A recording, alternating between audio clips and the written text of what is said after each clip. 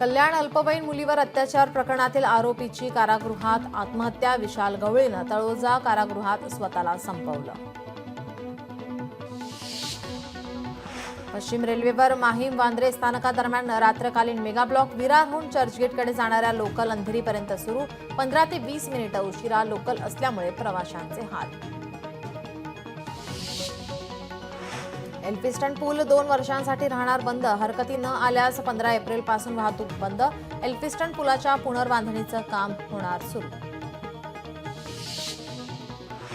यंदा देशात सरासरी 103% पाऊस पडणार. स्कायमेटने वर्तवला अंदाज. शेतकरी सुखावला. चंद्रपूरचा पारा 43 अंशांवर. उष्णतेमुळे चंद्रपूरकर हैराण. एप्रिल महिन्यातच उष्णतेचा प्रचंड तडाखा.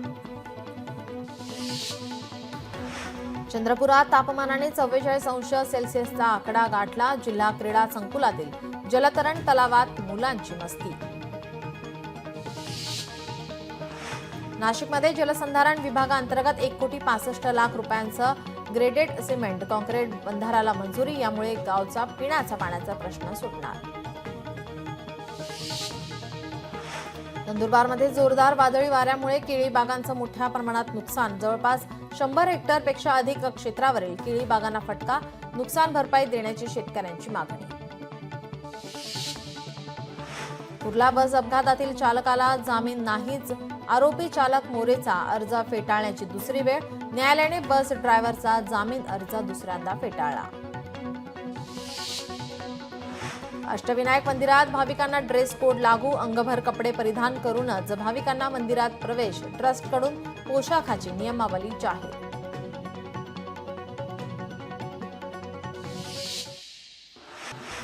सोलापूरमध्ये अक्कलकोट ग्रामदैवत श्री मल्लिकार्जुन यात्रा भक्तिमय वातावरणात संपन्न. मिरवणुकीत मोठ्या प्रमाणात भाविक दाखल. सोलापूरमधील 46 रस्त्यांसाठी 12 कोटींचा विशेष निधी मंजूर. या निधीमुळे सोलापूर मतदारसंघातील अनेक महत्त्वाच्या परिसरातील रस्ते नवे होणार. मालेगावात चैत्रोत्सवानिमित्त सप्तशृंगी गडावर परंपरेप्रमाणे कीर्तिध्वज फडकवला. दरेगावच्या गवळी कुटुंबाला ध्वज फडकवण्याचा मान.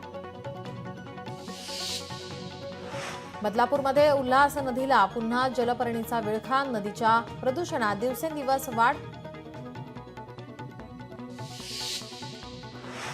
बीडमधील घाटशीळ पारगावमध्ये भाऊ महाराजांचा 90वा नारळी सप्ताहात हेलिकॉप्टरने पुष्पवृष्टी. पहिल्याच दिवशी हजारो भाविकांची हजेरी. डहाणूतील सुप्रसिद्ध असलेल्या महालक्ष्मी मातेच्या यात्रा उत्सवाला सुरुवात.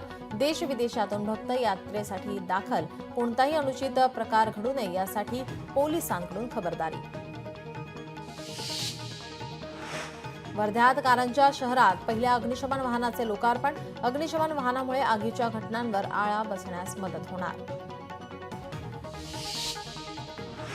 नांदेडमध्ये प्रदूषणमुक्त वातावरणात अंत्यसंस्कार होण्यासाठी गॅस दाहिनीचे काम सुरू.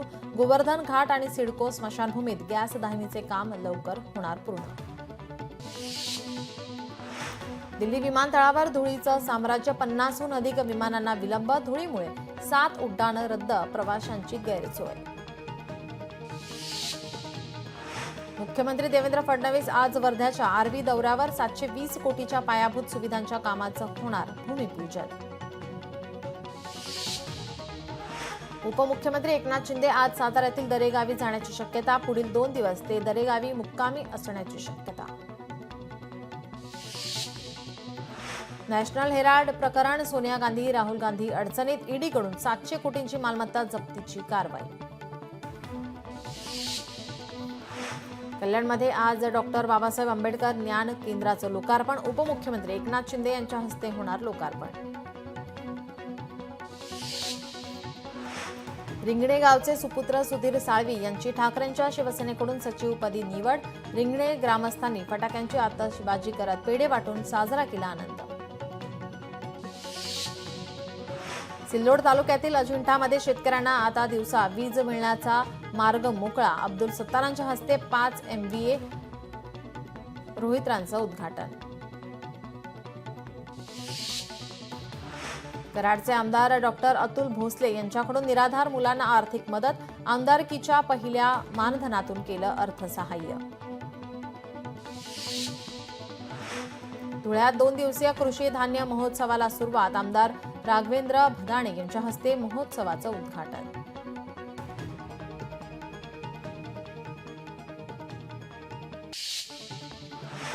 सांगलीत पोलिसांकडून 813 किलोंचा एकूण 84 लाखांचा अंमली पदार्थांचा साठा जप्त, कोकेन, ब्राऊन शुगरचा समावेश.